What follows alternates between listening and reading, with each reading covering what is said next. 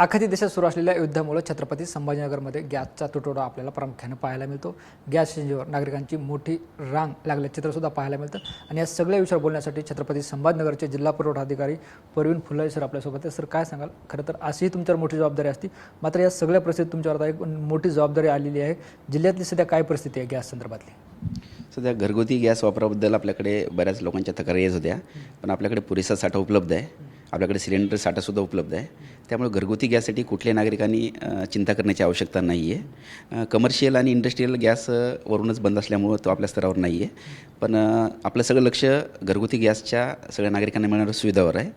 त्यामुळे आपल्या जिल्ह्यामध्ये साधारणपणे दररोजचं 20,130 सिलेंडर हे विक्री होत असतात तिन्ही कंपनीच्या माध्यमातून, आणि 74 एजन्सी आपल्याकडे कार्यरत आहे जिल्ह्यामध्ये, आणि जवळपास आपल्याकडे 2 दिवसाचा सिलेंडरचा स्टॉक उपलब्ध आहे।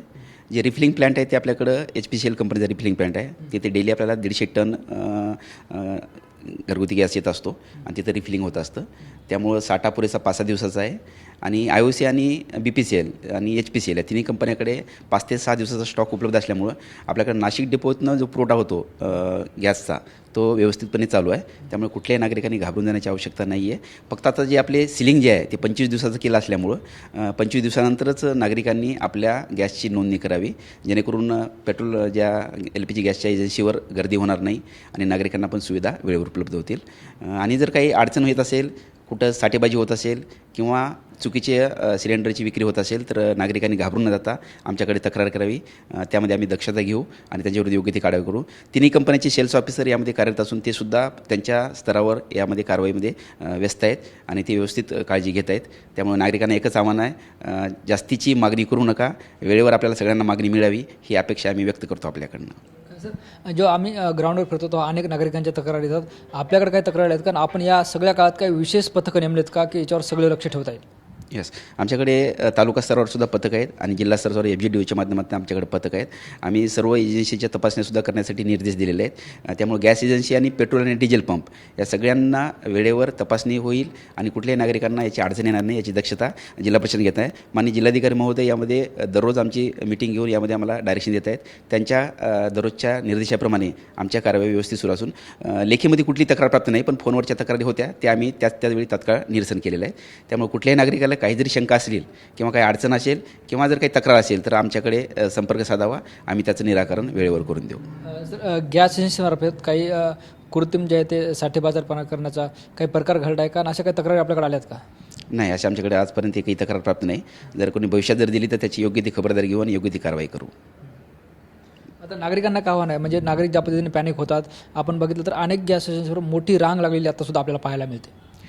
काय झालं, नागरिकांना असं वाटतं की गॅस सिलेंडरचा तुटवडा होण्याची शक्यता होईल भविष्यामध्ये, त्यामुळे जरा घाबरून जाऊन लोक थोडेसे जास्त मागणी करत आहेत, अवास्तव मागणी होत आहे। मागच्या महिन्याचं आपण जर ॲव्हरेज बघितलं तर आपलं 700 ते 1000 सिलेंडर आपली विक्री होती, पण आता आपली जवळपास 2000च्या वर सिलेंडरची विक्री झाली। याचाच अर्थ नागरिक थोडेसे पॅनिक झालेले आहेत।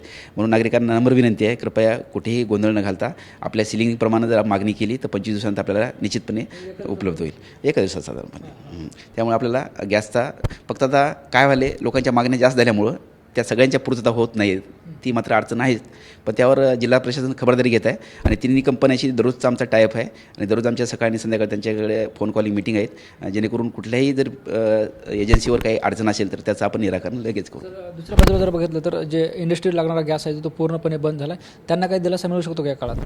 नाही, सध्यास्तरीय तिन्ही कंपनीची एक एजन्सीच्या उच्चस्तरीय लोकांची एक कमिटी स्थापन झालेली आहे, त्यांनी पूर्णपणे डोमेस्टिक या गॅसवरच त्यांनी कळवलेलं आहे। त्यामुळे फक्त इसेन्शियल सर्व्हिसेस जे आहेत आपले दवाखाना असेल किंवा इन्स्टिट्यूट असेल तिथं मात्र त्यांना कमर्शियल भेटेल, पण बाकी ठिकाणी इंडस्ट्रियल आणि कमर्शियल मात्र पूर्णपणे बंद झालेलं आहे। सर, तुम्ही सांगितल्याप्रमाणे आता जे ते व्यावसायिक गॅस पूर्णपणे बंद झाला आहे, मात्र ज्या ठिकाणी जे आहे ते घरगुती गॅस व्यावसायिक गॅस म्हणजे कारणासाठी वापरला जातो त्यावर प्रशासन कशी कारवाई करणार? आता आम्ही तेच निर्देश आमच्या पथकाला निर्देश दिलेले आहेत की समजा घरगुती वापर जर बाहेरच्या हॉटेलमध्ये किंवा छोट्या छोट्या उद्योगमध्ये होत असेल तर त्यावर आपलं लक्ष असणं आवश्यक आहे आणि त्यावर कारवाई करून असे घरगुती गॅसचा वापर इतर होणार नाही याची दक्षता घेतली जाईल। निश्चित आपण बघतो आपल्यासोबत छत्रपती संभाजीनगरचे जिल्हा पुरवठा अधिकारी परवीन फुलारी होते। त्यांनी सांगितले की छत्रपती संभाजीनगरमध्ये जे आहे ते गॅसचा व्यवस्थित पुरवठा आहे, लोकांनी पॅनिक होऊ नये आणि जे आहे ते गॅसचा गैरवापर केला तर त्याच्यावर कारवाईसुद्धा होणार आहे। त्याचबरोबर साठेबाजारी करणाऱ्या एजन्सीवर सुद्धा आमचं बारीक लक्ष आहे, त्यांच्यावरसुद्धा आम्ही कारवाई करू। Camera person Harshal Nikam sir, Dnyaneshwar Londhe, TV9 Marathi, Chhatrapati Sambhajinagar.